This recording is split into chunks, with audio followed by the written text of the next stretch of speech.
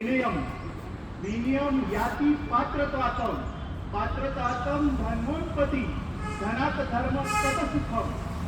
मंच पर उपस्थित मैं सभी आदरणीय मुख्य अतिथि हमारे ग्रामीण विकास संस्था के सचिव, उपाध्यक्ष, कॉलेज प्राचार्य, स्कूल के प्राचार्य सभी का मनपूर्वक नमस्कार करता हूँ। समय की सीमा को देखते हुए मैं ज़्यादा नहीं बोलूँगा, 2-3 मिनट में अपनी किताब के बारे में नहीं, आपके बारे में बोलना चाहूँगा। किताब के बारे में तो स्वप्निल सर ने हमें बता ही दिया है। दोस्तों की मैंने 2 मिनट पहले एक श्लोक बोला है, विद्या ददाति विनयम। विद्या ददाति विनयम म्हणजे काय? विद्या जो है ना ज्ञान है, और जो हमें क्या बनाती है पता है? विनयम। हम सब यहाँ पे क्यों बैठे हैं? सिर्फ रिपब्लिक डे नहीं, या पढ़ने के लिए। और पढ़ना यानी क्या? ये जो विद्या है ना, ये हमें ज्ञान प्रदान करती है। और ज्ञान से क्या आता है? विनयम। विनयम यानी क्या?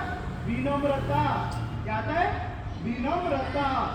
विद्या ददाति विनयम विनयम याति पात्रतातम। अब ये पात्रतातम क्या होता है? विनय जब होता है ना, जब हमें एक विनम्रता आती है तो हमें एक पात्रता निर्माण होती है। पात्रता अर्थात यानी क्या? कि आप उसी ज्ञान के बलबूते पर एक जिले के कलेक्टर बनते हो, कमिश्नर बनते हो, स्कूल के प्रिंसिपल या टीचर भी बनते हो, कोई डॉक्टर बनता है तो कोई बड़ा अधिकारी बनता है। किसके बलबूते पर? ज्ञान के बलबूते पर। विद्या ददाति विनयम विनयम याति पात्रतातम। अब आगे का सुनिए, पात्रतातम धन्वंपति। अब ये जो पात्रता है ना, पात्रता यानी क्या? जो आप कलेक्टर बनने के लिए, कमिश्नर बन गए, स्कूल कॉलेज के प्रिंसिपल बन गए, टीचर बन गए, तो ये पात्रता आपको क्या करती है? धन अर्जित करने का योग्य बनाती है कि आप इससे अपनी जो पोस्ट से पैसा कमा सको। ठीक है, यहाँ तक समझ में आया सभी को? ठीक है, ज्ञान से क्या हुआ? इंसान में विनम्रता आई। विनम्रता से क्या हुआ? इंसान पात्र बना। किस चीज का? कि एक योग्य इंसान, जैसे कि कलेक्टर, कमिश्नर, डॉक्टर, इंजीनियर, अच्छा बिजनेसमैन। अब उसके बाद में क्या हुआ? जब आप उस पोस्ट पे आ जाते हो ना, तो आप क्या बन जाते हो? धन अर्जित करने, पैसा कमाने वाले बन जाते हो। अब आखिरी का सुनिए, ट्विस्ट यहाँ पे है।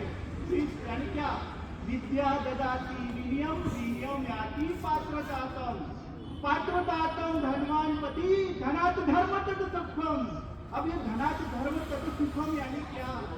जो ये धन है ना, ये पैसा है, इसका उपयोग आपने लोगों के कल्याण के लिए करना चाहिए।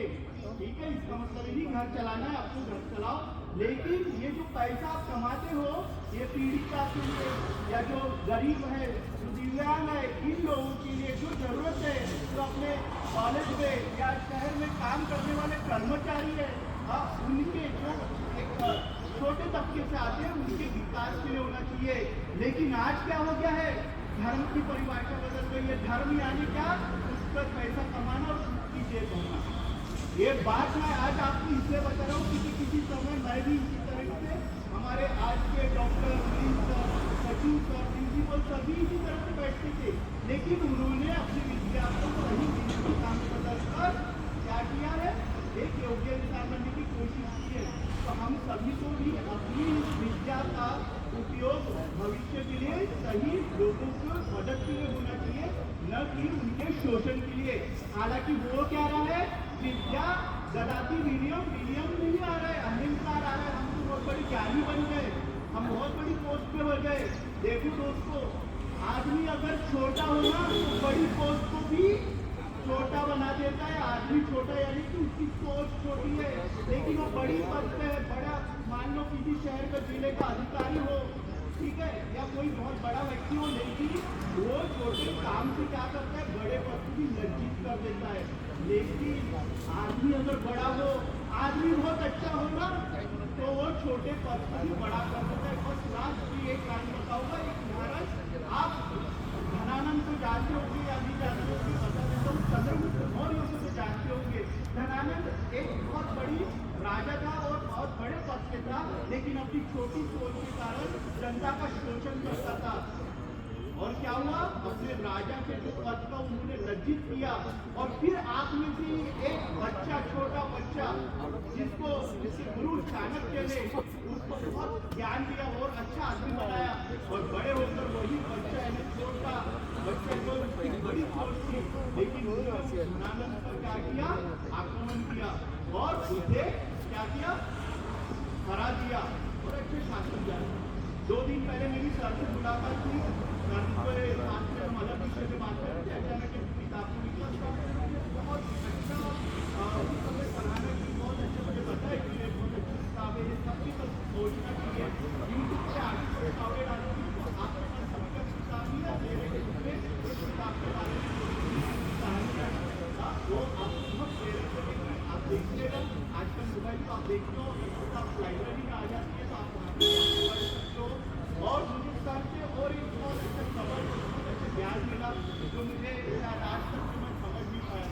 सर ने 500 रुपये देकर मेरी इस किताब को खरीदा हुई, मैंने 3-4 लोगों को गिफ्ट दिया, लेकिन तुम्हारा हक है, लेकिन सर ने बताया कि अपना हक कभी छोड़ना नहीं, आप जिस चीज को डिजर्व करते हो उसको लेना चाहिए।